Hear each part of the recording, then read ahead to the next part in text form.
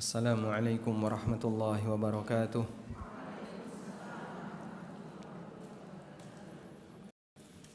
Alhamdulillahi rabbil alamin. Wassalatu wassalamu ala ashrafil mursalin Nabiina wa maulana Muhammadin wa ala alihi wa sahbihi. La ilaha illallah wahdahu la syarika lah. Wa ashhadu anna Muhammadan abduhu wa alihi wa ashabihi wa man sara ala nahjihi wa yaumiddin. Alhamdulillah, puji syukur kita haturkan kehadirat Allah. Waktu duha ini kita bisa belajar bersama di masjid. Semoga Allah Subhanahu wa taala menjadikan forum ini sebagai forum yang barokah dan kita mendapatkan ilmu yang bermanfaat serta sebagian dosa kita diampuni oleh Allah. Sallallahu alaihi wasallam menyampaikan khutbah Arafah. Beliau ayu yaumin hadha, atadruna ayu syahrin hadha. Kalian tahu sekarang bulan apa? Atadruna ayu makanin. Beliau tahu sekarang hari Arafah berada di bulan Dzulhijjah. Pesan yang sangat penting, di mana hari ini adalah hari yang mulia, hari yang agung, hari suci, bulan yang mulia. Maka beliau mengatakan, inna dima'akum wa amwalakum wa a'radakum haramun alaikum kahurmati yaum wa fi baladikum hadha. Sesungguhnya darah sesama kalian, kehormatan sesama kalian haram mengganggu sebagaimana haramnya, mulianya hari ini, mulianya tempat ini, dan mulianya bulan ini. Sehingga kita minta untuk bagian pertama, pastikan hari ini sampai besok dan besoknya lagi dan seterusnya tidak ngerasani sama sekali. Sanggup nggak kira-kira? Dan Nabi SAW meminta sebagaimana hari ini hari yang suci, kita jaga kesucian lisan dengan tidak menggunjing orang lain, menggibah orang lain. Puasa tidak makan tidak minum, sekaligus puasa tidak memakan bangkai saudaranya dengan cara tidak menggunjing. Insya Allah sanggup ya hari ini ya, hari ini sanggup sampai nanti malam sanggup insya Allah. Jadi kalau misalnya ada peluang pengen ngerasani, pengen gerenengi, menyingkir, diem, tahan lisan, dan besoknya lagi, dan besok-besoknya lagi, terutama hari ini dan besok, karena ini termasuk hari suci. Dan perbanyak untuk zikrullah, hemat lisan dengan cara pilihannya cuma dua. Kalau enggak diem, dzikir. Bisa insya Allah? Insya Allah. Jadi kalau mau ngomong, diam dulu, gak usah ngomong, mending ngomong yang perlu saja, sisanya ditinggalkan. Mana yang lebih berat, belajar atau belajar diam? Masya Allah, belajar diam lebih berat. Karena kalau kita pingin puasa ini bisa menjadi kafarah, sebagaimana yang pernah ditanyakan kepada Nabi SAW. Beliau ditanya tentang saumu yaumi Arafah, puasa hari Arafah, dan beliau mengatakan, ahtasibu 'ala Allah ayyukaffiras sanatal madiyah wal baqiyah. Aku berharap semoga ini bisa menjadi kafarah untuk dosa setahun yang lalu dan dosa setahun yang akan datang. Tapi ini bisa berfungsi jika yang bersangkutan saat berpuasa dia tinggalkan semua dosa, terutama dosa lisan. Sebab lisan ini kalau sudah melakukan maksiat seperti lautan tanpa tepi. Jadi ditahan sebisa mungkin dosa-dosa seperti ini agar jangan sampai puasa kita gagal untuk mendapatkan keutamaannya. Sampai kata Ibnu Qayyim rahimahullah, ada banyak orang yang maghrur, banyak orang yang tertipu. Dia merasa dengan puasa Arafah kemudian dia bebas melakukan dosa karena sudah jadi kafarah dosa setahun yang lalu dan dosa setahun yang akan datang. Padahal puasa Ramadan yang hukumnya wajib hanya bisa menghapus dosa kecil, tidak bisa menghapus dosa besar. Sebagaimana yang disabdakan Nabi SAW, as-salawatul khams wal jum'ah ilal jum'ah wa Ramadan ila Ramadan mukaffiratun lima bainahunna majtunibatil kabair. Antar salat 5 waktu, Jumatan ke Jumatan berikutnya, Ramadan dan sampai Ramadan berikutnya akan jadi kafarah untuk dosa-dosa yang dilakukan, di antaranya selama dosa besar dijauhi. Maka kita jangan berpikir kalau dengan modal puasa Arafah seluruh dosa kita akan bersih tanpa sisa, padahal yang wajib saja hanya bisa menggugurkan dosa kecil. Majtunibatil kabair, selama dosa besar dijauhi, berarti kalau ada orang melakukan dosa besar, amal-amal besar tidak berfungsi untuk bisa menghilangkan dosa besar tadi, sehingga dosa besar ditaubati. Sedangkan puasa-puasa sunnah yang kita lakukan memang betul punya keistimewaan, tapi tidak bisa menghilangkan dosa besar. Ghibah itu dosa besar atau kecil? Kenapa besar?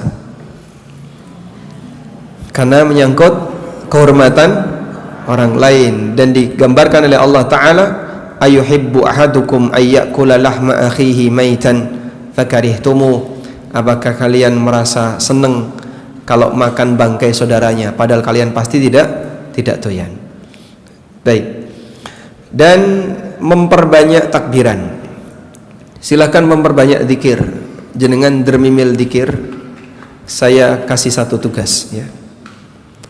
Selesai dari majelis ini biasanya kemana? Mampir warung, makan-makan.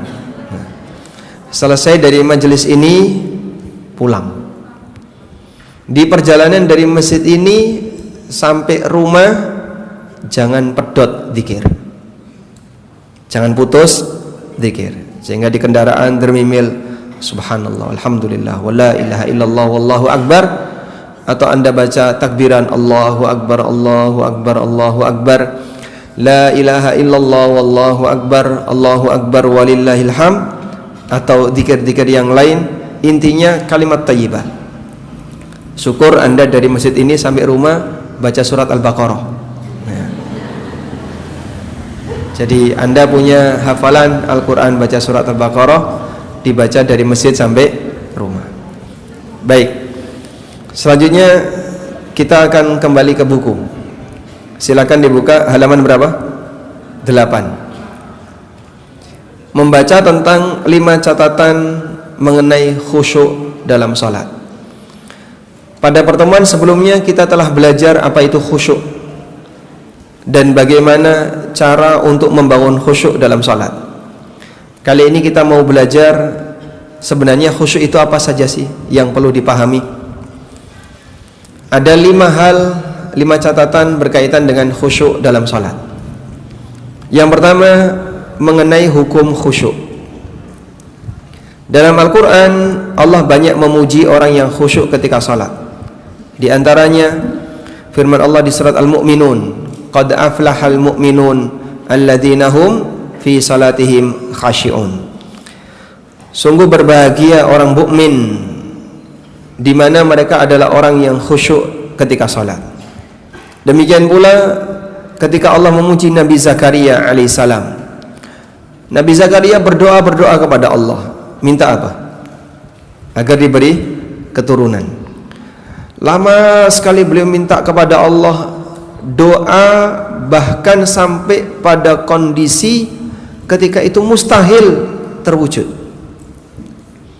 Namanya wanita kalau masih muda sudah mandul, kira-kira makin tua gimana? Ya, ketika masih muda wanita ini nggak punya anak. Sampai usia berapa Pak? Ya sampai usia menopause tuh nggak punya anak. Kira-kira pasca menopause apakah mungkin punya anak? Kayaknya nggak mungkin. Secara normal perhitungan manusia mustahil Nabi Zakaria ini punya anak. Tapi beliau terus berdoa kepada Allah. Walaupun peluang untuk diijabai kalau dalam perhitungan manusia kecil kemungkinan, tapi beliau tidak pernah merasa bosan untuk berdoa. Dan beliau mengatakan, walam akum bidu'aika rabbi syaqiyya, dan aku tidak pernah merasa rugi dengan berdoa kepadamu. Coba jenengan pernah nggak berdoa tidak dikabulkan? Hah? Sering. Sakit hati nggak? Nggak boleh, ya, nggak boleh. Ada sebagian orang yang ketika dia berdoa nggak dikabulkan sakit hati. Nah, buat apa? Aku cuman di prank, ya. Cuman di PHP, harapan palsu. Saya sudah berharap tapi nggak ada hasil. Buat apa Pak Ustadz saya berdoa? Memang doamu bisa mengendalikan takdir, sehingga kau perlu sadar doa itu memohon, bukan mengendalikan takdir. Allah mengabulkan tidak mengabulkan terserah Allah, dan Allah berbuat sesuai yang Dia kehendaki, bukan sesuai kehendak kamu. Maka kamu meminta, ada yang dikabulkan, ada yang tidak dikabulkan, itu bukti bahwa kau bukan Tuhan, dan bukti bahwasanya yang kuasa bukan kamu tapi Allah oleh manusia. Doa itu meminta, yang namanya meminta kadang dikabulkan, kadang tidak dikabulkan. Pernah nggak minta ke suami tidak dikabulkan? Sering. Lebih sering mana, doa yang tidak dikabulkan atau minta suami nggak dikabulkan? Mau ngaku nggak berani. Nabi Zakaria berdoa kepada Allah, terus minta anak. Walaupun peluang untuk dapat anak kecil. Ada yang mengatakan usia Zakaria punya anak ketika beliau berumur 80 tahun. Yang itu seharusnya sudah punya cucu. Tidak yang cucu, tidak cuma cucu, ya mungkin cicit ya, 80 tahun. Tapi beliau baru punya bayi. Namanya siapa? Siapa nama anaknya Zakaria? Yahya. Fastajabna lahu wa wahabna lahu Yahya. Kami ijabai doanya Zakaria, dan kami anugerahkan kepada beliau anak bernama Yahya. Wa aslahna lahu zaujah, dan kami perbaiki istrinya. Di posisi istrinya sudah menopause, sudah mandul, di usia muda itu sudah nggak subur, tua diperbaiki oleh Allah. Masya Allah. Allah kuasa untuk memperbaiki rahim wanita yang mungkin sudah tidak produktif, bisa menghasilkan anak. Innahum kanu yusari'una fil khairat. Sesungguhnya mereka adalah orang-orang yang bersegera dalam kebaikan. Wa yad'unana raghaban wa rahaba, dan kalau berdoa itu serius. Berdoa itu serius, raghaban wa rahaba, diiringi dengan rasa harap yang tinggi dan rasa takut yang besar. Doanya serius gimana Pak? Diiringi dengan rasa harap yang tinggi. Allahumma, Allahumma. Dia kalau minta itu serius. Kabulkan ya Allah, kabulkan ya Allah. Harapannya besar. Warahaban, dan diiringi rasa takut. Rasa takut apa? Jangan-jangan karena dosaku, doaku tidak diijabahi. Jangan-jangan karena maksiat yang aku kerjakan sehingga doaku dilupakan oleh Allah. Ada seorang ulama ketika beliau sedang berdoa di Arafah. Doa di Arafah kan doa mustajab. Maka nanti di waktu sore, setelah Anda siapkan perbekalan untuk berbuka, siapkan lebih awal, terus tinggal berdoa. Ajak keluarganya, anak-anaknya, semuanya berdoa di waktu sore. Jam berapa Pak? Lebih awal lebih bagus. Anda kuat berdoa berapa jam? Kuat berdoa berapa jam? Udah capek. Masya Allah. Nabi SAW ketika Arafah berdoa duhur jamak dengan asar. Sebelumnya beliau khutbah Arafah, salat duhur, asar, jamak. Tunggangannya berdoa mengangkat tangan. Mungkin dari jam 1 siang sampai maghrib. Berapa jam? 2, 3, 4, 5, 6 5 jam. Maghrib musim panas, sekarang musim panas itu sampai jam 7. Maghribnya jam 7 di Mekah. Jadi 6 jam orang berdoa di Arafah. Kalau kuat berdoa. Tapi orang di Arafah tidur sambil ngerokok. Banyak sekali yang melakukan pelanggaran seperti itu. Sehingga Anda yang berada di tanah air mungkin tidak punya mustajab doa seperti yang di Arafah, tapi jangan kalah semangat. Batin ada di Arafah, jasad ada di Klaten. Masya Allah. Karena orang yang nggak jadi haji, sehingga hatinya mungkin sudah sampai Arafah, tapi badannya ada di tanah air, di Indonesia. Tapi dia punya semangat untuk punya harapan besar di sisi Allah. Terus berdoa, memohon kepada Allah di waktu-waktu yang mustajab. Karena khairud doa yaumi Arafah. Doa yang terbaik adalah doa di hari Arafah. Maka nanti di waktu sore kalau sudah selesai menyiapkan berbuka, fokus berdoa. Di rumah boleh, di masjid boleh. Makin panjang makin bagus. Sudah siapkan doanya dari sejak pagi ini ya. Siapkan doanya dari pagi ini. Sehingga cari-cari di internet doa apa yang bisa saya baca. Itu cari di internet. Boleh nggak? Boleh. Saya ada artikel, nanti boleh Anda buka ya. Doa Nabi Sallallahu Alaihi Wasallam. Judulnya kalau tidak salah, kumpulan doa Nabi Sallallahu Alaihi Wasallam. Doa Nabi Sallallahu Alaihi Wasallam. Ini di web konsultasisyariah.com. Kumpulan doa Nabi Sallallahu Alaihi Wasallam. Anda bisa baca doa itu yang saya tulis di web ini. Ada kurang lebih 12 doa. Namanya, tapi baru cukup waktu 5 menit. Ulangi lagi. Setiap doa 10 kali. 10 kali panjang banget Pak. Iya. Mulai hari ini, pagi ini sudah mulai dirancang doanya.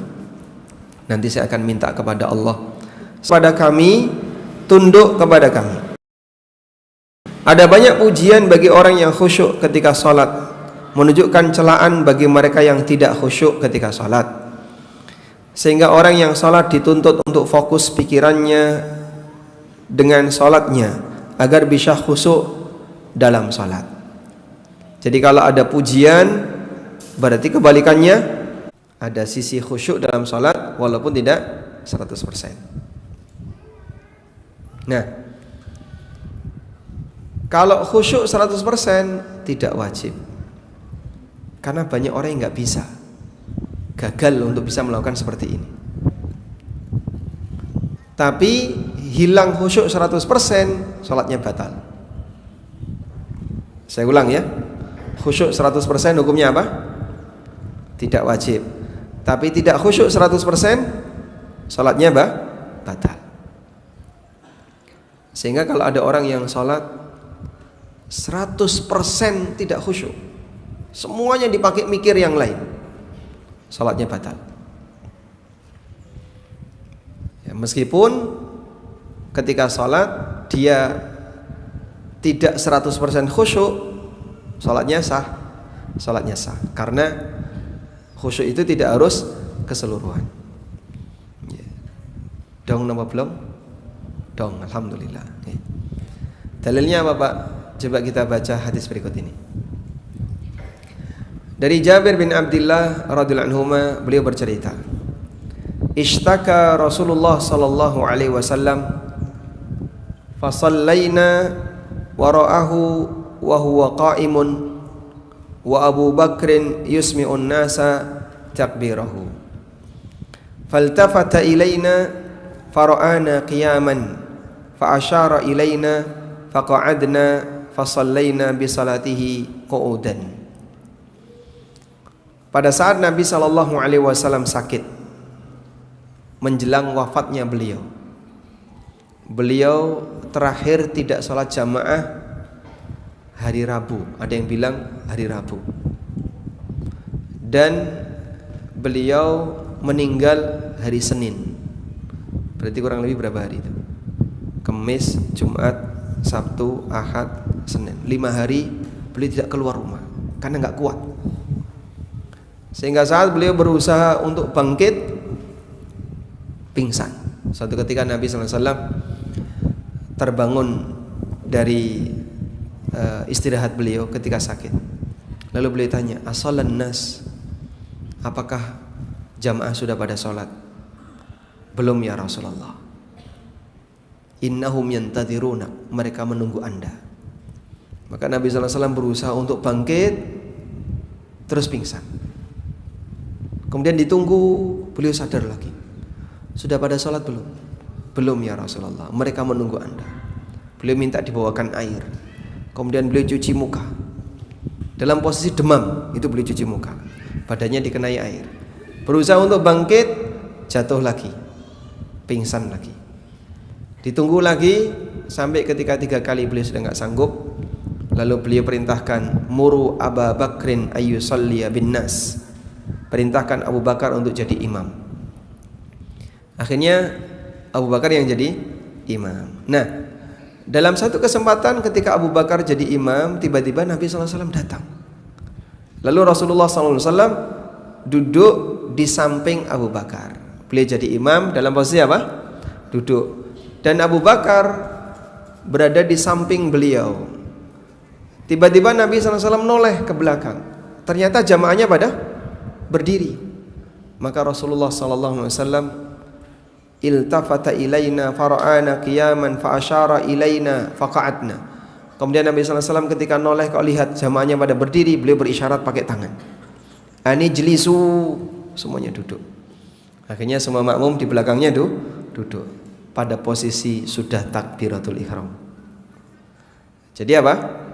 Beliau sempat kepikiran jamaahnya di posisi berdiri sementara beliau duduk. Maka imam duduk, makmumnya duduk. Walaupun makmumnya sehat walafiat, imamnya sakit misalnya. Imamnya sakit, sholatnya duduk, maka makmumnya duduk. Karena sholatnya makmum mengikuti imam. Fa idza shalla jalisan fa shallu julusan ajma'un. Kalau imamnya sholat sambil duduk, maka kalian kerjakan sholat sambil duduk. Nabi SAW berisyarat ketika sholat, menunjukkan bahwa ada bagian dari sholat beliau yang tidak khusyuk, karena beliau berisyarat. Kemudian disebutkan dalam hadis dari Sahal bin Handalah, beliau bercerita ketika peristiwa sebelum perang Hunain, bahwa Nabi SAW mengutus seseorang untuk berjaga malam di sebuah lembah, memperhatikan keadaan sasaran. Menjelang subuh, Nabi SAW selalu bertanya, adakah perkembangan informasi dari penjaga malam? Sampai akhirnya dikumandangkan iqamah salat subuh. Sahal bin Handalah menegaskan, faja'ala Rasulullah SAW yusalli wa huwa yaltafitu ila syi'bi hatta idza qada salatahu wa sallama. Rasulullah SAW salat sementara beliau sambil menoleh ke arah lembah itu sampai beliau selesai salatnya dan salam. Ini juga menunjukkan terkadang beliau tidak khusyuk dalam sebagian salatnya. Jadi ceritanya kayak gini ya. Pada peristiwa perang Hunain, Nabi SAW mengutus seorang sahabat atau beberapa sahabat agar sahabat itu tolong kamu berangkat ke sana. Itu ada sebuah celah lembah, Kamu perhatikan bagaimana gerakan musuh yang ada di sana. Maka berangkatlah dia di malam hari untuk mencari informasi.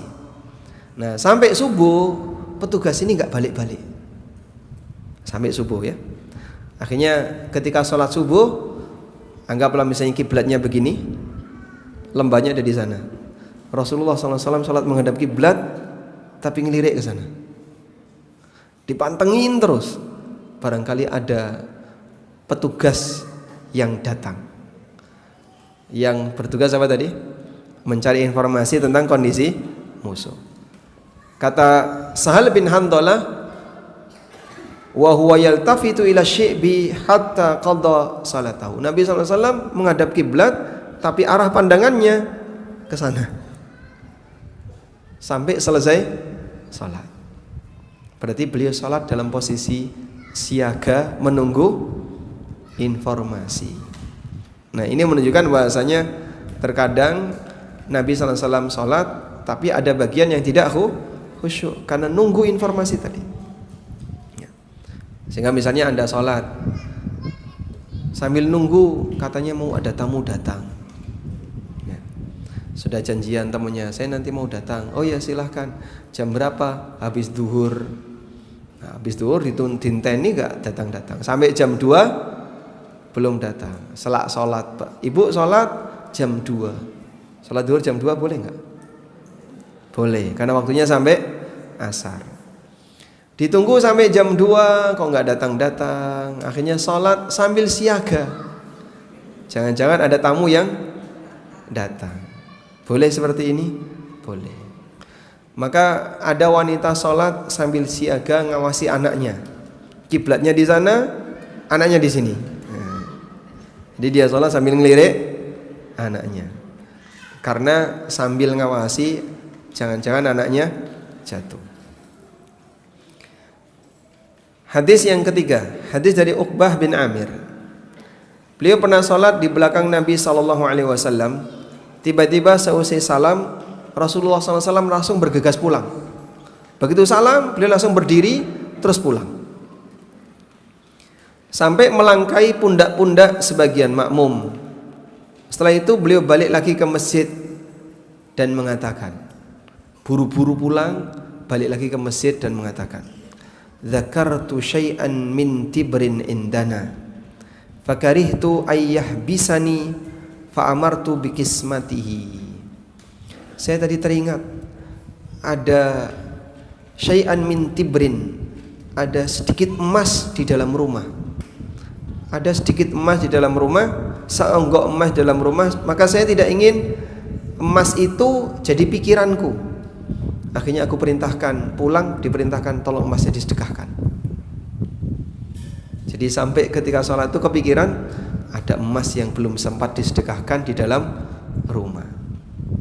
Masya Allah. Kalau kita kan kebalikannya ya, kepikiran emasku aman nggak ya, emasku aman. Hadis riwayat Bukhari. Sehingga beliau kepikiran emas itu sejak beliau masih dalam sholat, dan sholat tidak batal disebabkan karena amal hati dalam praktek seperti ini. Dan ini hukumnya menunjukkan bahwasanya tidak harus 100% khusyuk. Dan masih banyak lagi dalil yang lainnya, seperti Nabi SAW pernah sholat dan beliau berniat untuk memanjangkannya. Namun ketika di tengah sholat tiba-tiba beliau mendengar ada bayi yang nangis, lalu beliau mempercepat sholatnya. Lalu beliau mengatakan, aku tadi sudah berniat untuk memperlama sholatku, tapi ketika mendengar ada bayi nangis dipercepat, takut memberatkan ibunya. Wah, itu ibu ini mikir apa bayi ini nangis gitu. Apa yang Anda pikirkan ketika Anda sholat bayinya nangis? Satu, pengen mencubit bayi itu. Dua, pengen membuang bayi itu. Atau pengen segera selesai sholat? Pengen segera selesai sholat. Ya, wis pikirannya wis gak karuan wis. Apalagi kalau nangisnya karo gulung-gulung bengok-bengok, sehingga ibunya kepikirannya gak karuan, kacau ketika sholat. Sah gak sholatnya? Ya, sah selama wanita ini ketika sholat dia masih sadar kalau dia sholat. Tapi kalau sudah nggak sadar, ya, sehingga bacaannya ngawur, kudune maca Fatihah, baca Subhana Rabbiyal A'la, ketika sujud bacanya Rabbana walakal hamdu. Kalau sudah sampai kacau seperti itu, sholatnya batal. Demikian pula beliau pernah sholat di rumah, kemudian datang Aisyah dan beliau bukakan pintunya. Termasuk beliau sholat sambil gendong cucunya Umamah bintu Abil As bin Rabi'. Siapa nama ibunya Umamah? Siapa nama ibunya Umamah? Umamah bintu Abil As, bapaknya namanya Abul As. Siapa nama ibunya Umamah? Putri Nabi SAW yang menjadi ibunya Umamah siapa namanya? Ada yang jawab? Ya? Bukan Ruqayyah. Ruqayyah nggak punya anak. Siapa? Bukan Fatimah. Umamah bukan anaknya Fatimah. Siapa namanya? Siapa yang jawab? Zainab. Baik, dapat hadiah. Pisang kepokmu. Ini saya bawa dari Jogja untuk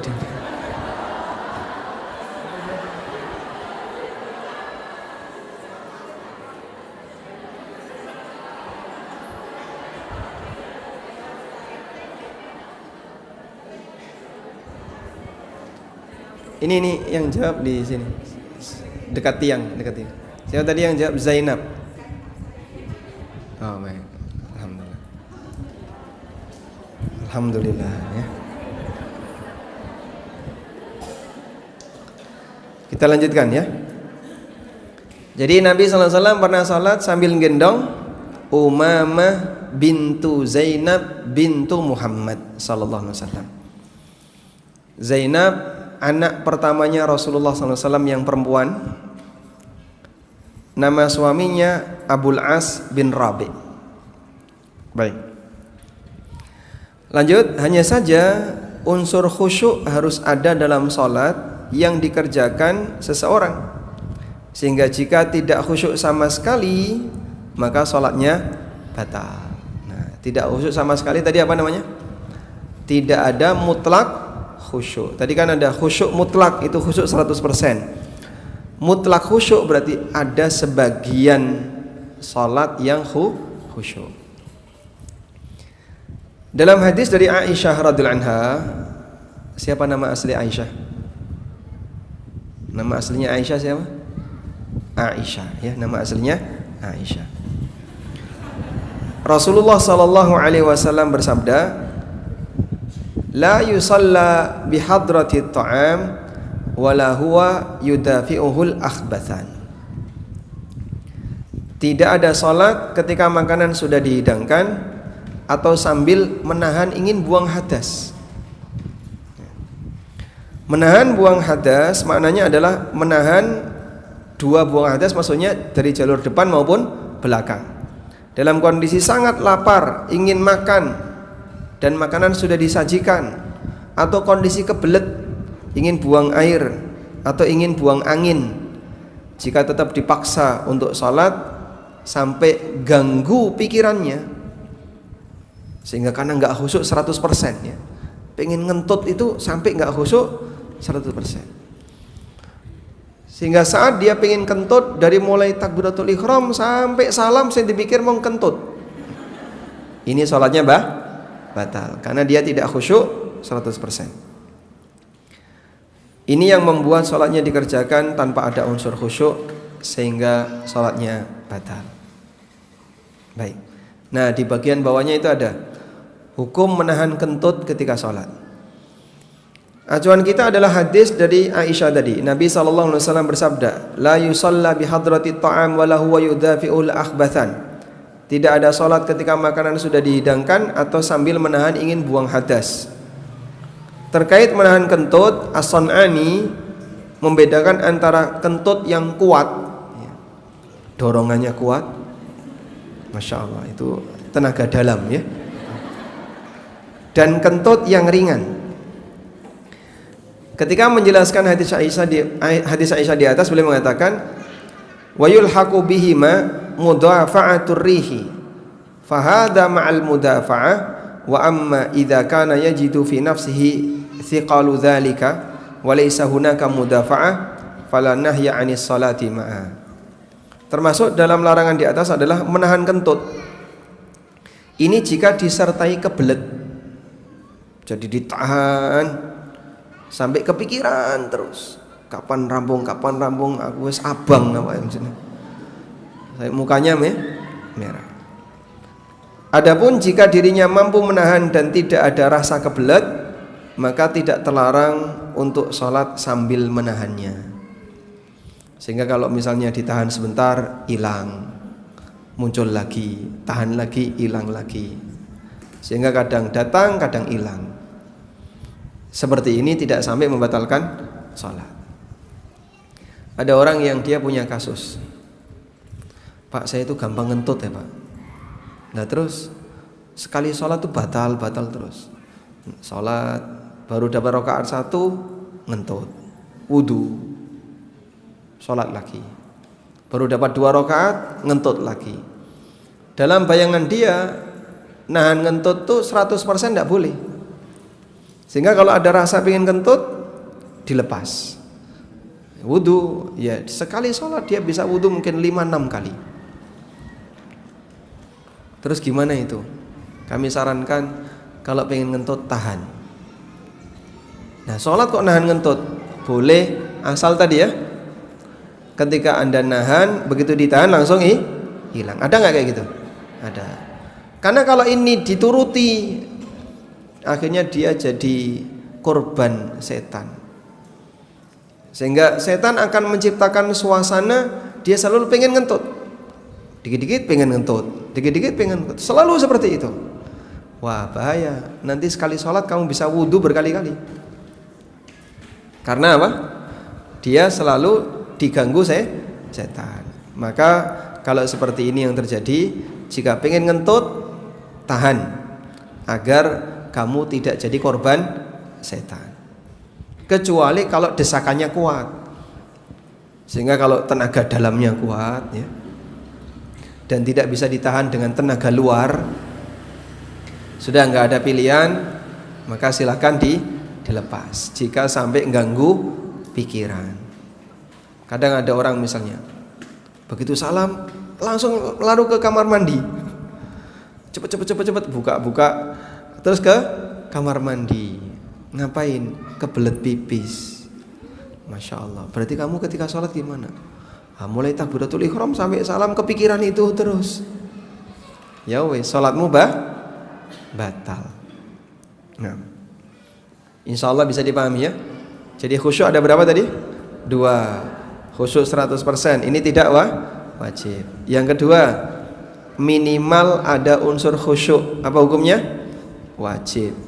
Sehingga kalau tidak ada, maka sholatnya batal. Berikutnya, antara khusyuk mukmin dan khusyuk munafik. Antara khusyuk mukmin dan khusyuk munafik. Di antara fenomena yang terjadi di tengah para penganut sufi adalah khusyuk nifak. Itulah khusyuk gaya munafik. Bagaimana bentuknya? Khusyuk nifak, dia berpura-pura khusyuk padahal batinnya enggak khusyuk. Batinnya riak. Dia mencari pujian. Tapi saat sholat seperti khusyuk. Jadi tangannya kalau gemeter gitu. Sehingga sambil gerak-gerak, atau misalnya kepalanya sambil begini-begini, atau berpura-pura nangis. Padahal aslinya batinnya pengen dapat pujian dari orang kanan kirinya. Sahabat Hudzaifah radhiyallahu anhu pernah mengingatkan fenomena semacam ini. Beliau mengatakan, "Iyyakum wa khusyu'an nifaq. Iyyakum wa khusyu'an nifaq." Faqila lahu, "Wa ma khusyu'un nifaq?" Lalu ada yang bertanya, waspadalah kalian dari praktek khusyuk nifak. Kemudian ada yang bertanya kepada beliau, lalu apa yang dimaksud dengan khusyuk nifak itu? Khusyuknya munafik itu apa? Anturiyal jasad, atau di sini antaral jasada khashian wal qalbu laisa bi khashi'. Ada orang yang terlihat jasadnya itu seperti khusyuk. Jadi dia sholat, jasadnya ditampakkan seperti khusyuk, gemeter-gemeter atau pura-pura nangis. Wal qalbu laisa bi khashi', sementara hatinya sebenarnya tidak khusyuk. Hatinya enggak khusyuk apa? Berharap pujian. Jadi hatinya mikir pujian. Itulah khusyuk munafik. Khusyuk nifak adalah khusyuk yang dibuat-buat, sementara batinnya tidak menunjukkan rasa khusyuk. Dan khusyuk iman kebalikan dari khusyuk iman. Kebalikan dari khusyuk munafik adalah khusyuk iman. Adalah khusyuk yang timbul karena pengagungan hamba kepada Allah, sehingga hatinya dipenuhi rasa takut dan rasa malu di hadapan Allah. Saat dia sholat, walaupun badannya tidak gemeteran, tapi hatinya gemeteran. Dan seperti itulah kondisi orang mukmin. Alladzi dzukirallah, idza dzukirallah wajilat qulubuhum. Kalau nama Allah disebut, yang bergetar itu hatinya, bukan kakinya ya, bukan badannya, tapi yang bergetar hatinya. Sehingga ada orang yang zikir sambil begini. Ini bergetar apanya? Kepalanya.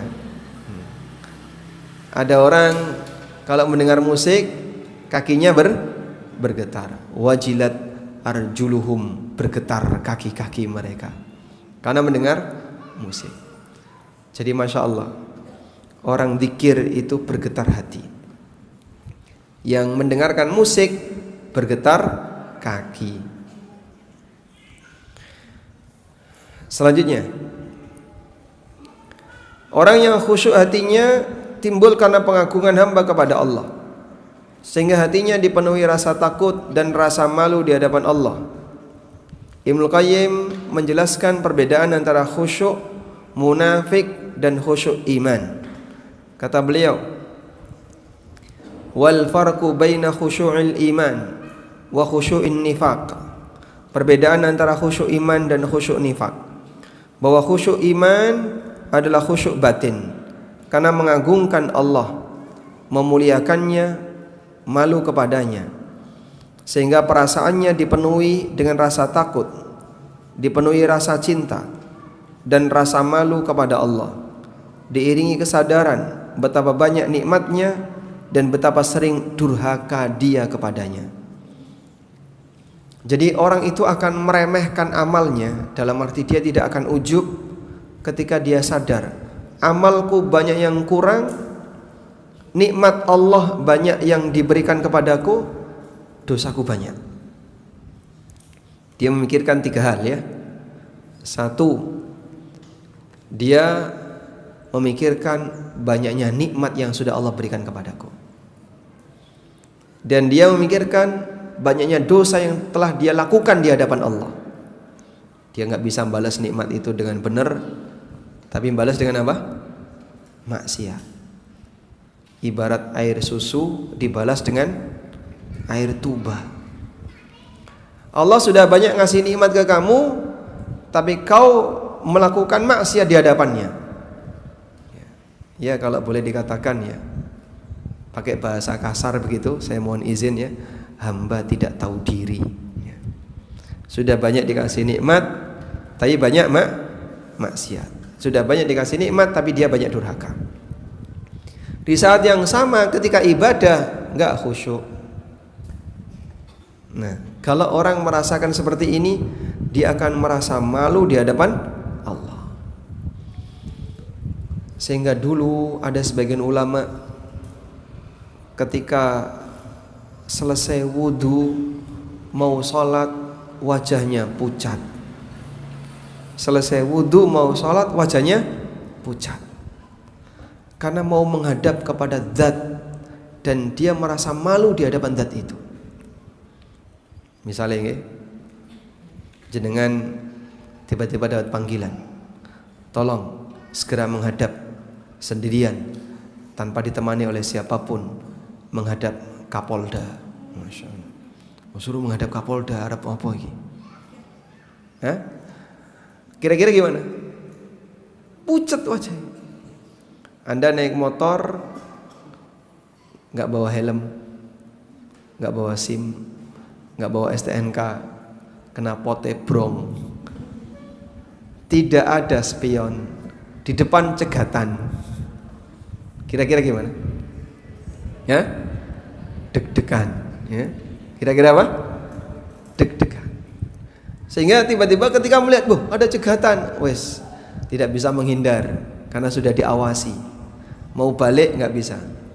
Maka saat laju deg-degan, wes ranggawa SIM, ranggawa STNK, nggak pakai helm, sudahlah pasrah. Deg-degan ya.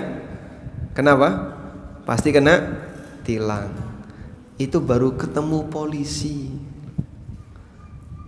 Tapi karena pengagungan kita kepada Allah itu kurang, sehingga kita tidak menghadirkan perasaan seperti itu sebelum sholat.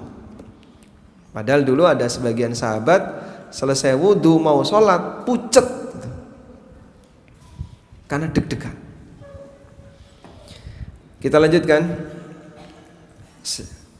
Kata Ibnu Qayyim, maka hatinya khusyuk dan diikuti dengan khusyuk anggota badan, sehingga khusyuk nifak adalah khusyuk yang dibuat-buat, dipaksakan, sementara hatinya tidak khusyuk. Makanya jamaah, waspadalah dengan model seperti ini ya, di mana ada orang yang berpura-pura menampakkan khusyuk padahal sebenarnya dia tidak khusyuk. Khusyuk seperti inilah yang dibenci oleh para sahabat, dibenci oleh para ulama masa silam. Bahkan mereka membenci ketika seseorang menampakkan kekhusyuan melebihi dari asli batinnya. Fudail bin Iyad, ulama tabi'in, mengatakan, kana yakrahu ayyara rajula minal khusyu'i aktsara mimma fi qalbihi. Dulu orang itu benci, atau kana yukrah ayyuriya rajul minal khusyu' aktsara mimma fi qalbihi. Dibenci seorang menampakkan kekhusyuan melebihi dari apa yang ada dalam hatinya. Jadi kalau gerakannya ya gerakan normal saja, yang penting batinnya khusyuk. Al-Qurtubi menyebutkan contoh bentuk khusyuk nifaq. Wa ammal madmumu fatakallafahu wattabaki wa mutaqta'atur ra'si kama yaf'aluhul juhal. Adapun khusyuk yang tercela adalah khusyuk yang dibuat-buat, berpura-pura nangis, kepalanya manduk-manduk, mutaqta'atur ra's, kepalanya manduk-manduk, ditunduk-tundukkan, seperti yang dilakukan oleh orang-orang bodoh agar kelihatan baik dan mulia, dan itu tipuan setan dan godaan jiwa. Jadi karena dia ingin terlihat hebat, lalu cari muka, cari pujian orang lain dengan cara berpura-pura khusyuk. Terkadang kita melihat ada orang yang tangannya bergetar-getar, dipaksakan menangis, padahal di luar masjid kegiatannya sering maksiat. Wallahu a'lam. Walhamdulillah. Selanjutnya yang ketiga, catatan ketiga. Ya, insyaallah kalau yang ada di sini khusyuknya khusyuk batin, bukan khusyuk lahir ya. Sehingga ketika kita khusyuk nanti akan terbawa pada situasi lahir. Jadinya gimana Pak? Nek sholat anteng. Dulu ada orang yang sholat saking antengnya sampai kepalanya dihinggapi burung, dikira patung. Itu beliau diem. Nah, yang punya model sholat seperti ini contohnya sahabat Abdullah bin Zubair, juga sahabat Urwah ibnu Zubair. Jadi anak-anaknya Zubair itu orang-orang yang kalau sholat khusyuk, terkenal khusyuk. Jadi saking antengnya ketika sholat sampai kepalanya dihinggapi burung, dikirane patung. Nah, kita baca yang ketiga. Pahala salat yang didapatkan oleh hamba setingkat dengan kualitas khusyuknya. Dalam hadis dari Ammar bin Yasir radhiyallahu anhuma, Rasulullah sallallahu alaihi wasallam bersabda, "Innal 'abda la yusalli salata ma yuktabu lahu minha illa ushruha tus'uha thumunuha subu'uha sudusuha khumusuha rubu'uha thuluthuha nisfuha." Ada orang yang selesai salat tapi pahala yang dia dapatkan hanya 1/10-nya, 1/9, 1/8, 1/setengahnya. Tadi sholat subuh berapa rakaat? Pahalanya berapa? Ada 1/10-nya? Alhamdulillah. Coba masih ingat nggak rakaat pertama baca surat apa? Rakaat pertama saat sholat subuh tadi baca sholat apa? Kalau yang jamaah di masjid imamnya baca surat apa? Sudah lupa ya? Masih ingat? Baik. Tadi baca surat Al-Fatihah ya. Jadi kadang kita sudah lupa tadi apa ya? Karena pada waktu imam baca karo ditinggal karo merem-merem, karo ngantuk-ngantuk. Sebab kita enggak khusyuk. Padahal kalau hamba itu salat ketika dia enggak khusyuk, pahalanya tinggal 1/10. Bahkan bisa lebih sedikit daripada itu. 1/20, 1/30, Masya Allah. Dikit banget itu pahalanya. Nabi SAW menyebutkan pahala yang berbeda-beda bagi orang yang mengerjakan sholat tergantung dari kualitas sholatnya, dan tingkatan kualitas sholatnya ditentukan oleh lahir dan batin sholatnya. Di antaranya adalah faktor kekhusyuan dalam sholat. Untuk itu ulama sepakat bahwa pahala yang didapatkan seseorang dari sholatnya sesuai dengan tingkat kekhusyuannya. Maka makin fokus makin besar pahalanya. Caranya gimana Pak? Biar bisa fokus ketika sholat. Sebelum sholat, aneka pikiran-pikiran itu ditaruh dulu di dapur. Sudah? Sekarang Anda sholat, sudah pikiran-pikiran yang lain, wes aku mikir, aku mau fokus sholat. Taruh dulu di luar masjid. Masuk masjid kosong untuk fokus melakukan sholat. Abdul Wahid bin Yazid rahimahullah, beliau adalah Abu Ubaidillah Al-Basri, ulama generasi tabi'in, termasuk muridnya Hasan Al-Basri. Kata beliau, ajma'atil ulama ala annahu laysa lil abdi min salatihi illa ma aqala minha. Ulama sepakat bahwa hamba tidak akan mendapatkan pahala dari salatnya selain apa yang dia renungkan dari salatnya. Hamba tidak akan mendapatkan pahala dari salatnya selain yang apa? Bagian yang sempat dia pikirkan dari salatnya. Riwayat yang lain disampaikan oleh Ibnu Abbas radhiyallahu anhuma, laisa laka min salatika illa ma aqalta minha. Kamu tidak akan mendapatkan pahala dari salatmu kecuali senilai apa yang kamu pikirkan dari salatmu. Masya Allah. Jadi kalau dia nggak fokus pikirannya, pahalanya berkurang. Nah, karena itulah orang yang tidak khusyuk dalam salatnya maka tidak ada pahalanya, karena khusyuk adalah roh dan inti salat. Kalau 100% tidak khusyuk, berarti tidak ada pahalanya. Contohnya tadi ya. Contohnya apa tadi? Kepikiran makan. Misalnya ya, kita puasa sampai maghrib, sudah?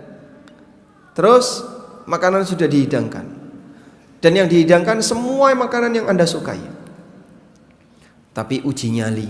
Masya Allah. Saya tidak akan makan dulu. Dilihatin makanannya dari ujung sampai ujung. Onde-onde, Masya Allah. Es degan, apalagi kolak, Masya Allah, enak kabeh. Pengen semua. Ya, saya uji nyali. Sholat maghrib. Dalam kondisi dia lapar, dalam kondisi dia pengen makan, makanan sudah siap, ditinggal sholat. Kira-kira gimana? Hah? Dalam sholat dia mikir makan, sehingga dia mungkin takbiratul ihram, tapi batinnya onde-onde. Karena dia sholat sambil mikir makanan. Ibnu Qayyim mengatakan al-khusyu'u wa ta'akkulu ruhus salati wa maqsuduha wa lubbuha fa kaifa yu'taddu bi salatin faqadat ruhuha wa lubbuha. Khusyuk, fokus memikirkan salat adalah ruh salat, tujuan salat dan inti dari salat. Maka bagaimana mungkin salat seseorang bisa diperhitungkan selama ruh dan intinya tidak ada. Nah, kalau ruh intinya tidak ada, ya salatnya sudah tidak diperhitungkan. Bahkan sebagian ulama menyebut salat yang tidak khusyuk lebih dekat kepada azab daripada dapat pahala. Hasan Al-Basri mengatakan, kullu salatin la yahduruha qalbuka fahiya ilal uqubati asra'u minha ila thawab. Semua salat yang tidak menghadirkan hati lebih dekat kepada hukuman daripada dapat pahala. Masya Allah. Maka kalau salat yang serius, saya ulang ya, kalau salat yang serius, caranya gimana? Fokus memikirkan inti salat. Wallahu a'lam. Baik, mungkin itu yang bisa kita sampaikan. Materi sampai jam 10 ya. Nah, kemudian ada sisa waktu, kita tanya jawab. Pertanyaan yang pertama. Ini hadiah ya.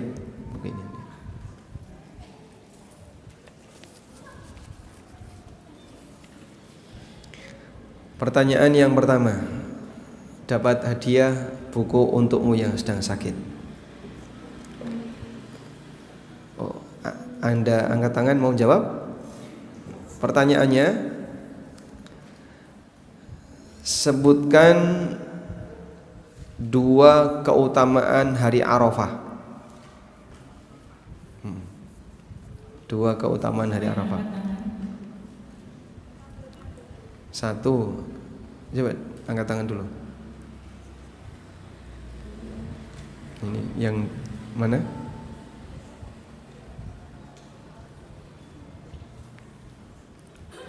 Mana yang tadi angkat tangannya?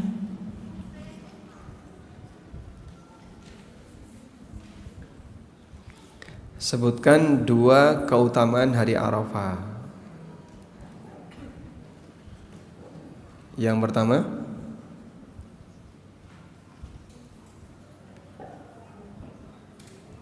Assalamualaikum warahmatullahi wabarakatuh. Ustaz, ini pertama Waalaikumsalam. kali saya datang ke sini karena ada teman saya yang percaya, masya Allah sekali. Semoga bisa datang lagi. Keutamaan hari Arafah satu adalah menurut saya diampuninya dosa-dosa 2 tahun yang lalu, kemudian harinya itu 1 tahun yang lalu dan tahun besok dosa-dosa kecil. Yang kedua, Ustaz, itu keutamaan puasanya ya. Keutamaan hari Arafah. Boleh dilanjutkan? Yang kedua? Yang kedua, hari di mana kita tahu bahwa doa-doa kita dikabulkan daripada Lailatul Qadar yang harinya kita tidak tahu kapan. Baik. Baik, Masya Allah. Dapat hadiah ya. Untukmu yang sedang sakit. Sambil diluruskan, jadi untuk yang ampunan dosa itu berlaku untuk apa? Untuk puasa Arafah. Kalau yang hari Arafahnya berarti dia adalah hari untuk puasa Arafah. Nah, selanjutnya buku umur yang kedua. Ada yang mau angkat tangan untuk jawab? Angkat tangan dulu. Boleh? Baik. Ada yang angkat tangan ya, sebelah sana. Nah, Anda sudah siap jawabannya? Pertanyaannya, doa apa yang akan Anda panjatkan nanti sore? Ya, silakan.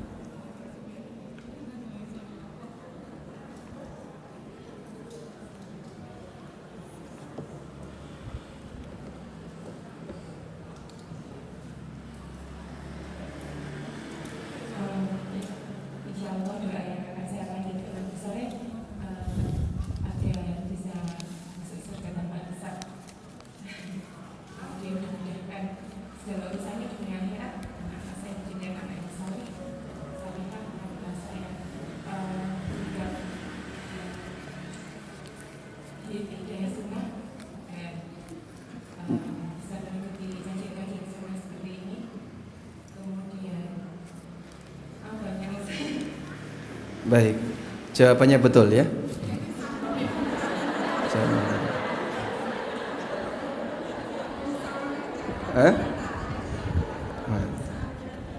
Ada lagi? Ada yang mau jawab? Ada? Baik, silakan.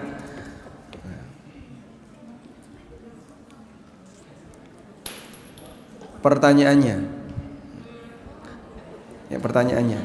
Doa apa yang akan diutarakan nanti sore? Waalaikumsalam warahmatullahi wabarakatuh.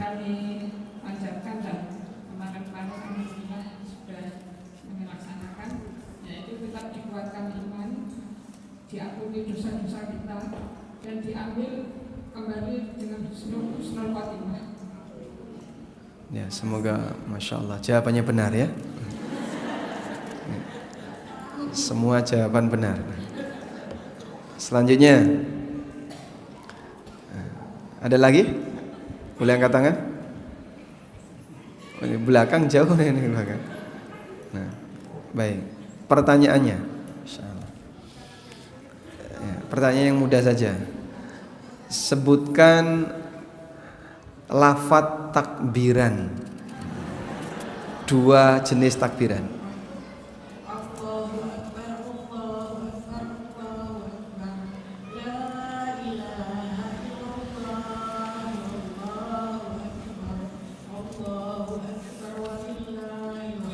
Satu, ini satu redaksi. Redaksi yang kedua, Allahu Akbar, Allahu Akbar.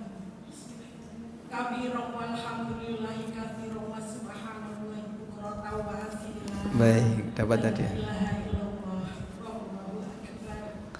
Nah, dapat tadi ya. Alhamdulillah. Pertanyaannya, cara terus-menerus untuk khusyuk dalam sholat, bagaimana caranya Ustadz? Ya, harus fokusnya lama, sehingga kadang batin ngilang, tarik lagi ya. Sempat mikir apa, kadang kan mikir apa itu nggak sadar ya, nggak mikir, tiba-tiba kok mikir ini, tiba-tiba mikir ini, itu pengaruh setan. Nah, ketika Anda teringat kok tiba-tiba mikir itu, segera tarik lagi, batinnya Anda sedang keluar, maka tarik lagi untuk mikir sholat. Metu ke masjid, tarik lagi, maka batin berkali-kali dikoreksi agar tetap bisa khusyuk dalam sholat. Sehingga kita semuanya punya pengalaman di tengah sholat, kadang hati itu nggak bisa tenang. Pada saat takbiratul ihram fokus, sekian menit hilang, kok balik meneh, hilang balik lagi. Nah, saat hilang sedang mikir di luar, sedang mikir A, sedang mikir B dan seterusnya, mikir sandal ya, mikir tas yang ditaruh di belakang, mikir kendaraan yang diparkir, mikir ini. Begitu Anda teringat itu, langsung balik. Kamu jangan mikir kayak gini, ayo malah balik, agar batin menyatu dengan jasad. Assalamualaikum. Waalaikumsalam. Kapan batas waktu mengerjakan sholat sunnah fajar? Jika sudah terdengar iqamah di masjid bagi ibu-ibu yang sholat di rumah, apakah masih mengerjakan sholat sunnah fajar? Nah, karena Anda sholat di rumah, tidak sholat berjamaah di masjid, maka silahkan Anda kerjakan sholat sunnah fajar. Batasnya adalah sampai sholat subuh. Batasnya sampai sholat subuh. Sehingga misalnya tangi pas adzan, lalu ke toilet, lama sekali, ya, semedi, metu-metu komat, nah keluar toilet komat, nah berarti kan dia belum apa? Qobliyah subuh. Tapi karena nggak ke masjid, boleh nggak qobliyah subuh? Boleh. Sehingga nanti qobliyah subuh dulu, selesai qobliyah subuh, sholat subuh. Saya terlupa tasyahud awal dan berniat sujud sahwi sebelum salam, tapi saya lupa dan terlanjur salam belum sujud sahwi. Kemudian saya sholat lagi 1 rakaat dan sujud sahwi sebelum salam. Bagaimana, apakah sholat saya sah? Tambahannya ini enggak sah, karena Anda sholat melebihi jumlah rakaat. Sehingga kalaupun misalnya lupa, direncanakan sujud sahwinya sebelum salam, lupa, sudah terlanjur salam, nah selesai salam kok ingat, langsung sujud sahwi. Selesai salam kok ingat, langsung sujud sahwi. Sehingga dia sujud sahwi setelah salam. Karena untuk sujud sahwi sebelum salam atau setelah salam, ini sifatnya hanya mana yang lebih afdol, bukan masalah mana yang sah dan tidak. Andai kan misalnya, seharusnya sujud sahwinya sebelum salam, kok dikerjakan setelah salam, tidak mempengaruhi keabsahan sholat. Sholatnya sah, namun kurang afdol. Oleh karena itu, bagi yang lupa sujud sahwi sebelum salam, bisa dikerjakan setelah salam. Berarti salamnya 2 kali. Salamnya nanti, kalau sujud sahwi setelah salam, coba ini ya kaidah. Semua sujud sahwi itu 2 kali, nggak ada sujud sahwi sekali ya. Semua sujud sahwi ada duduk di antara 2 sujud. Sujud, duduk, sujud. Bacaan sujud sahwi sama seperti sujud biasa. Subhana rabbiyal a'la. Bacaan ketika duduk sama seperti bacaan duduk di antara 2 sujud. Rabbana rabbighfirli warhamni wajburni dan seterusnya. Yang ketiga, semua sujud sahwi diakhiri dengan salam, baik sebelum salam maupun setelah salam. Begitu selesai sujud yang kedua, sujud, duduk, sujud, duduk, salam. Nah, posisi duduknya Pak, posisi duduknya itu iftirash atau tawarruk, bebas. Dan iftirash lebih baik, karena Anda cuma duduk untuk melayani sujud. Jadi sujud, duduk, iftirash, sujud lagi, duduk, iftirash lagi, salam. Nah, maka kalau sujud sahwinya setelah salam, salamnya jadi berapa kali? 4 kali. 2 kali salam sholatnya, 2 kali salam sujudnya.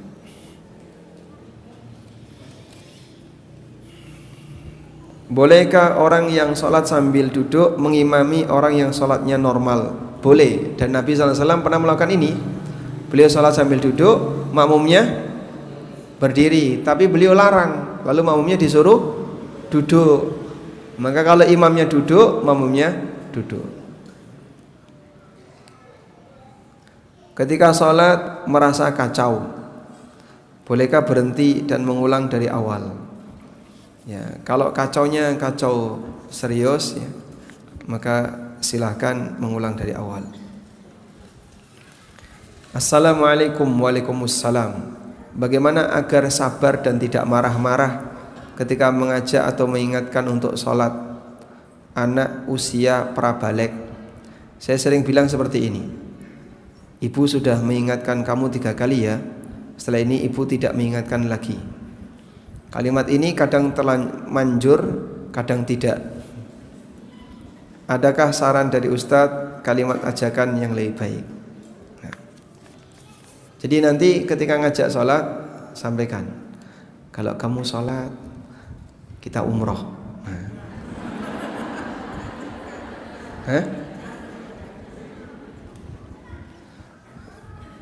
Nah, sehingga dia diajak umroh. Kalau kamu rajin sholat, umroh. Kok tetap ratangi? Kalau kamu rajin sholat, haji furoda. Nah, mbok nih wae orang tahu. Ya intinya apa kira-kira kalimat yang membuat dia tertarik untuk sholat? Baik dengan janji tertentu agar dia mau sholat. Assalamualaikum. Waalaikumsalam. Jika kita tidak khusyuk lalu tersadar pengen khusyuk, kadang refleks membaca astagfirullah. Pernah juga nggeleng kepala. Apakah sholat batal atau harus diulang? Kalau refleks tidak batal ya. Karena orang yang refleks berarti dia tidak sengaja. Geleng kepala tidak batal karena ini gerakan yang sifatnya tidak banyak, hanya sedikit. Sehingga insya Allah sholatnya tidak batal. Di perkumpulan RT mengadakan tabungan bersama. Tabungan itu untuk simpan pinjam. Seperti biasa ada bunganya. Setiap pembagian tabungan kita mendapatkan bunga dari hasil simpan pinjam. Jika kita ikut tabungan RT itu, tapi saya tidak mengambil bunganya, saya murni cuma mengambil uang tabungan itu, apakah boleh? Kalau sudah tahu seperti ini dan uang itu hanya dipakai simpan pinjam, nggak dipakai untuk yang lain, maka Anda tidak boleh ikut. Karena duit Anda dipakai untuk transaksi riba. Nah, duitku dipakai transaksi riba, wes aku ramelu tak tarik semuanya, saya sudah tidak ikut lagi. Karena tidak boleh kita sengaja menaruh harta kita untuk dipakai maksiat orang lain jika kita tahu. Apa doa masuk rumah? Doanya bismillah. Hanya baca bismillah. Fungsinya apa? Untuk melindungi agar setan tidak ikut masuk. Sehingga jenengan nanti pulang, tadi tugasnya apa tugasnya? Dzikir sampai rumah, tidak pedot. Ya, sehingga ketemu temannya dzikir aja ya. Ketemu temannya subhanallah. Nyopo kok subhanallah. Nah, begitu masuk rumah Anda baca bismillah. Itulah yang dianjurkan ketika orang masuk rumah. Jika hanya satu orang sekeluarga, insya Allah cukup ya. Sehingga setan tidak bisa masuk ketika satu orang baca bismillah. Meskipun kita ajarkan kepada semuanya, termasuk anak-anak, masuk rumah baca bismillah. Kapan waktu dzikir pagi sore yang afdol? Yang afdol untuk dzikir pagi dari kapan? Ba'da subuh sampai sebelum terbit matahari. Kalau sore? Ba'da asar sampai sebelum maghrib. Kalaupun kelewat ya, ba'da subuh merem ya. Ba'da maghrib atau ba'da asar sibuk. Kelewat sampai maghrib belum sempat dzikir, sampai terbit matahari belum sempat dzikir, baca walaupun sudah kelewat. Tetap dibaca walaupun sudah kelewat. Pada saat puasa lalu kita tidak sengaja melakukan dosa, ghibah, marah dan lain-lain, apakah pahalanya hilang begitu saja atau pahalanya berkurang? Tergantung kualitasnya. Bahkan ghibah itu menurut pendapat sebagian sahabat puasanya batal. Itu pendapat Aisyah. Dalam sebagian riwayat Aisyah menyebutkan bahwa orang yang ghibah puasanya batal. Ya, makanya gak main-main dengan yang namanya ghibah ini ya. Sehingga siapa yang ghibah bisa batal puasanya. Baik. Yang terakhir, secara langsung.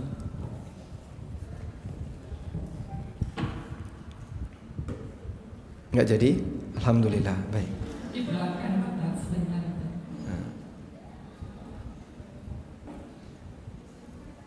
Atau besok kertas semuanya aja ya. Besok kertas semuanya.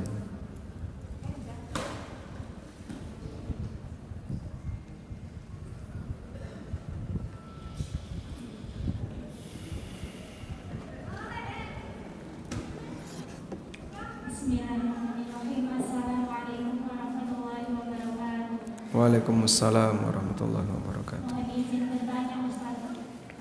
Misalnya dalam sholat itu kita punya cara untuk memfokuskan hati itu dengan berdoa dalam hati itu. Misalnya begini, ketika gerakan mau rukuk, kita memfokuskan lagi sholat kita dengan ya Allah izinkanlah hamba untuk berrukuk kayak gitu. Misalnya untuk ikhtiar dengan membaca doa di dalam hati, ya Allah izinkanlah hamba untuk berdiri ikhtiar kayak gitu, boleh tak Ustaz? Matur nuwun. Assalamualaikum warahmatullahi wabarakatuh. Waalaikumsalam warahmatullahi wabarakatuh. Ini tapi tidak diucapkan ya, hanya di dalam hati. Insya Allah tidak masalah. Jadi termasuk bagian dari khusyuk adalah ta'alluqul qalbi billah, ketergantungan hati kepada Allah, sehingga dalam sholat dia sambil tawakal. Dalam sholat dia sambil tawakal. Sehingga pada waktu sholat ketergantungan hati dia besar kepada Allah sambil tawakal. Mungkin seperti tadi bisa dijadikan sebagai salah satu cara. Sehingga mau bangkit dari rukuk, ya Allah izinkan saya untuk rukuk. Tapi nggak boleh ngomong ya. Kalau ngomong nanti batal sholatnya ya. Tapi kalau dalam hati tidak masalah. Namun inti yang utamanya memikirkan bagaimana cara gerakan yang benar dan merenungkan makna bacaan yang dibaca. Nah, nanti walaupun pelajaran kita belum sampai, Anda baca buku tafsir sholat, di bagian tengah-tengah itu nanti akan ada renungan Al-Fatihah, renungan takbiratul ihram, renungan bacaan ketika ruku', renungan bacaan ketika i'tidal, itu ada semua. Nah, itulah yang kita maksud agar kita sambil merenung saat kita baca. Dan mudah-mudahan itu menjadi sumber khusyuk dalam salat. Wallahu a'lam. Izin bertanya Ustaz. Tafadhal. Sebelum melakukan sholat itu kita ingin berlindung dari godaan setan, itu bolehkah kita membaca Rabbi a'udzubika min hamazati syayatin wa a'udzubika Rabbi ayyuhdurun. Kemudian ketika nanti sholat itu kebetulan ada gangguan gangguan setan ya Ustaz, mestinya itu ada anjuran membaca ta'awudz meludah ke kiri. Apakah amalnya seperti itu boleh tidak Ustaz? Ya. Jadi kalau sedang mau sholat kemudian berdoa minta perlindungan setan, kalau sesekali sebenarnya nggak masalah ya. Tapi rutin seperti itu, kadang ada yang baca qul a'udzu birabbin nas, malikin nas, ilahin nas, min syarril waswasil khannas. Jadi sebelum sholat dia kok gak takbir iki Pak Imam ya, ternyata sedang membaca Al-Falaq dan An-Nas, makanya lama. Habis baca itu a'udzubillahi minasyaitonirrajim, kemudian baca doa-doa apa lagi, Masya Allah, kelamaan ini ya. Padahal Nabi SAW tidak pernah mengajarkan demikian. Maka yang lebih sesuai sunnah tidak dilakukan. Namun kalau sesekali misalnya gangguannya terlalu kuat, misalnya di rumah habis berantem ya, sama suaminya, nah, itu kan masuk dalam kepikiran sholat ya. Kok gak hilang-hilang ini? Wah, nanti kalau saya sholat malah kacau. Akhirnya sebelum sholat dia berdoa kepada Allah agar bisa fokus. Insya Allah tidak masalah. Tapi sifatnya hanya sesekali. Yang kedua, di tengah sholat kadang kita teringat macam-macam karena godaan setan. Ada yang nyebut namanya khinzib, ada yang nyebut namanya khinzab. Tulisan Arabnya sama, kha nun za ba. Terus Nabi SAW menyarankan baca a'udzubillahi minasyaitonirrajim, lalu meludah ke kiri sebanyak 3 kali tapi tanpa keluar air ludah. cuman titik-titik ludah saja. Ya, apa namanya? Nyembur ya. Nyembur kecil sebanyak 3 kali. Ini kalau saya praktekkan di sini kan nggak sopan ya. Nah. Jadi Anda bisa ke kiri sambil meludah kecil, cuman tidak sampai keluar ludahnya. Seperti orang nyembur gitu ya. Sehingga cuman keluar titik-titik air. Seperti itu yang diajarkan Nabi sallallahu alaihi wasallam. Dan saya pernah seperti itu, memang betul. Begitu melakukan seperti itu tiba-tiba hilang. Fokus lagi. Nanti kadang keluar lagi.